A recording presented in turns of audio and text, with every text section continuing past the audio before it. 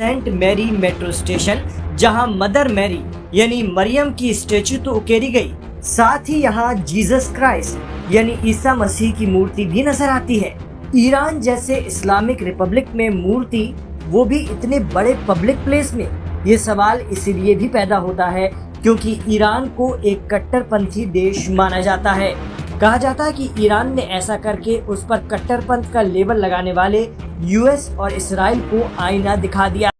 समस्त प्रभु जीशु ख्रीष्ट मधुमय नाम नमस्कार। ख्रीष्टर प्रिय भाई भौणी माने, ईरान लगेला जीशुंकर मूर्ति। एक ख्रीष्टियन देश प्रभु जीशु ख्रीष्टर मूर्ति को स्थापन कला।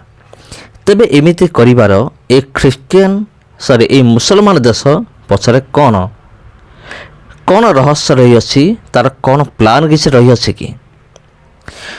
तेबे प्रिय बंधुगण, सूचना आमान को यह जना जाए जे इस्राएल एवं अमेरिका सदा सर्वदा ईरान को से टार्गेट करिथान्ते। टार्गेट करियार मूल कारण होछि, देख ये केवल मुसलमान मान को सपोर्ट करुछि ईरान, अन्य मान को सपोर्ट करू नाही। हुए तो ईरान इस्राएल एवं अमेरिकार मुह बंद करिया निमंते एमिति करिथाई पारे। कारण प्रिय बंधुगण, मु जानिछि विगत दिन मानकरे इतिहास एमिति घटना गुड़िक घटी सारिछि जाको सुनिले आपनकर देह थरी उठिबो। तेबे घटना गुड़िक कौन? मुसलमान देश गुड़िक कि भाव में ख्रीष्टियान मान को कौन कराउछि, मरा होछि, समान को केमते टर्चर कराउछि। आउ एई कथा आपण निहाते भाव में शुनिथिबे केबे ना केबे। तबे ख्रीष्टियान देश रे बा मुसलमान देश रे आपण पाई परिबे ख्रीष्टियान मान को ताड़न करिवार विषय आपण सुनी परिबे। आउ एमिति अनेक देश गुड़िक अच्छे, से देश गुड़िक ख्रीष्टियान मान को एमिति अत्याचार करा होचे, मार समान को जीवन रे मारी भी दिया जाउचे। आपण सुनिथिबे नाइजेरिया बोली गोटे देश अच्छे।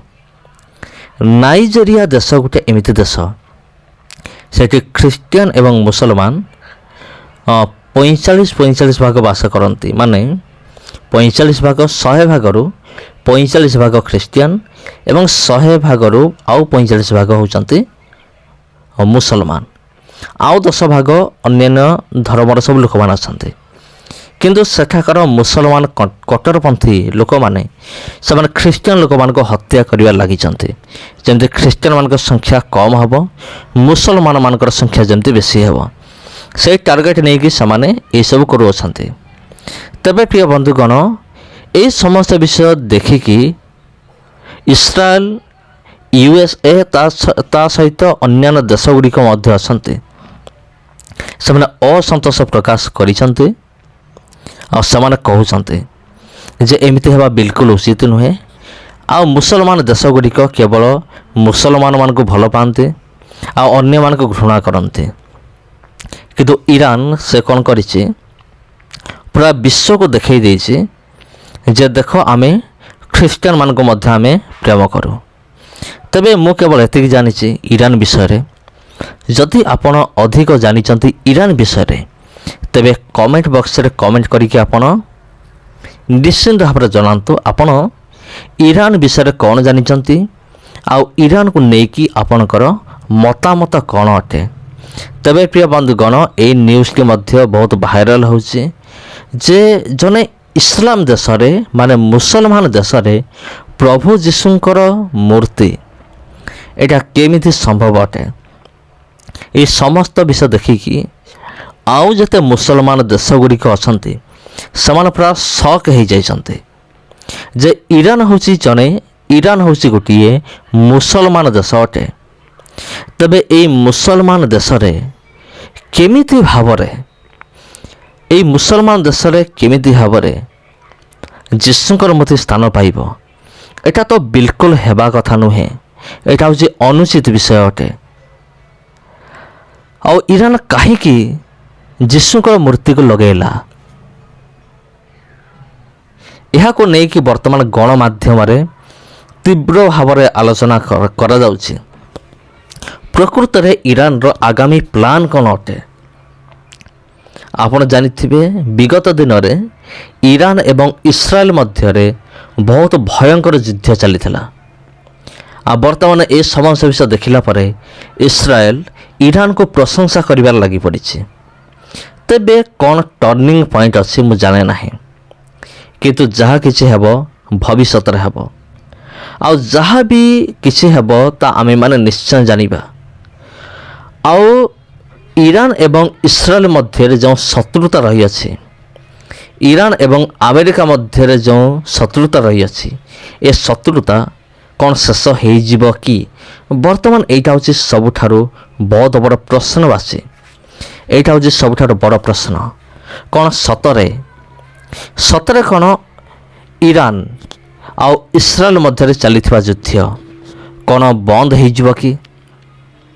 ତେବେ ପ୍ରିୟ ବନ୍ଧୁଗଣ, ଇସ୍ରାଏଲ ଏବଂ ଇରାନ ମଧ୍ୟରେ ଥିବା ସମ୍ପର୍କକୁ ନେଇକି ଆପଣ କ'ଣ ଭାବୁଛନ୍ତି କମେଣ୍ଟ ବକ୍ସରେ କମେଣ୍ଟ କରନ୍ତୁ। ଆଉ ଯଦି ଆପଣଙ୍କର କିଛି ପ୍ରଶ୍ନ ଥାଏ ତେବେ ନିଶ୍ଚିତ ଭାବରେ ପ୍ରଶ୍ନ କରନ୍ତୁ କମେଣ୍ଟ ବକ୍ସରେ, ନିଶ୍ଚୟ ଟାଇପ୍ କରିପାରିବେ। ଆଉ ମୁଁ ଯଥାଶୀଘ୍ର ଚେଷ୍ଟା କରିବି ଆପଣଙ୍କ ପ୍ରଶ୍ନର ଉତ୍ତର ଦେବା ନିମନ୍ତେ। ତେବେ ପ୍ରିୟ ବନ୍ଧୁଗଣ, ଆଜି ପାଇଁ ଏତିକି। ଯଦି ଭିଡ଼ିଓ ଭଲ ଲାଗିଥାଏ ଭିଡ଼ିଓକୁ ଆପଣ ସେୟାର କରନ୍ତୁ। ଯଦି ଚ୍ୟାନେଲକୁ ପ୍ରଥମ ଥର ପାଇଁ ଆସିଛନ୍ତି ଚ୍ୟାନେଲକୁ सब्सक्राइब करंतु। धन्यवाद। ये है ईरान की राजधानी तेहरान का एक शानदार मेट्रो स्टेशन। दुनिया के दीगर मुल्कों में मौजूद मेट्रो सिस्टम की तरह यहाँ भी एडवांस मेट्रो सिस्टम है, लेकिन इन दिनों तेहरान का ये मेट्रो स्टेशन चर्चा में है। ये है तेहरान का सेंट मैरी मेट्रो स्टेशन, जहाँ मदर मैरी यानी मरियम की स्टेच्यू तो उकेरी गई, साथ ही यहाँ जीसस क्राइस्ट यानी ईसा मसीह की मूर्ति भी नजर आती है। ईरान जैसे इस्लामिक रिपब्लिक में मूर्ति, वो भी इतने बड़े पब्लिक प्लेस में, ये सवाल इसीलिए भी पैदा होता है क्योंकि ईरान को एक कट्टरपंथी देश माना जाता है और मजहबी इंतहा पसंदी को लेकर यूरोपीय देश उसे कटघरे में खड़ा करने की कोशिश करते रहते हैं। दरअसल इस्लाम में किसी पैगंबर की मूर्ति बनाने से मना किया गया है और ईसा मसीह हजरत ईसा के नाम से इस्लाम के पैगंबर माने जाते हैं। साथ ही कुरान में सूरे मरियम के नाम से एक पूरी आयत है। इसके बावजूद ईरान में वर्जिन मैरी और जीसस की मूर्ति उकेरी गई। इस पर तेहरान के मेयर अली रेजा जाकानी ने सोशल मीडिया प्लेटफॉर्म एक्स पर पोस्ट किया, जिसमें उन्होंने लिखा कि ये स्टेशन एक दिव्य महिला को याद करता है जिसने अपनी पवित्रता और एक महान पैगंबर को पाल पोस कर इस दुनिया को जगाया। गौरतलब है कि ईरान अपनी प्राचीन संस्कृति और सभ्यताओं को लेकर जाना जाता है।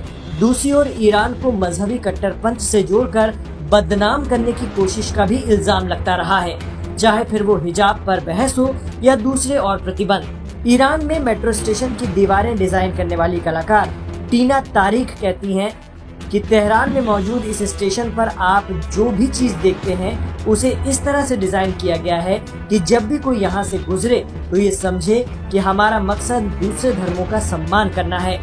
कहा जाता है कि ईरान ने ऐसा करके उस पर कट्टरपंथ का लेबल लगाने वाले यूएस और इसराइल को आईना दिखा दिया है। ईरान में धर्म भले ही इस्लाम है, लेकिन उसने अपने पर्शियन कल्चर, भाषा और विशाल इतिहास को भी सहेजा है। ईरान में शिया इस्लाम को माना जाता है। यहाँ शिया मुसलमान बहुसंख्यक हैं, लेकिन यहाँ के समाज में सभी धर्मों को उनकी हिस्सेदारी और सम्मान दिया जाता है।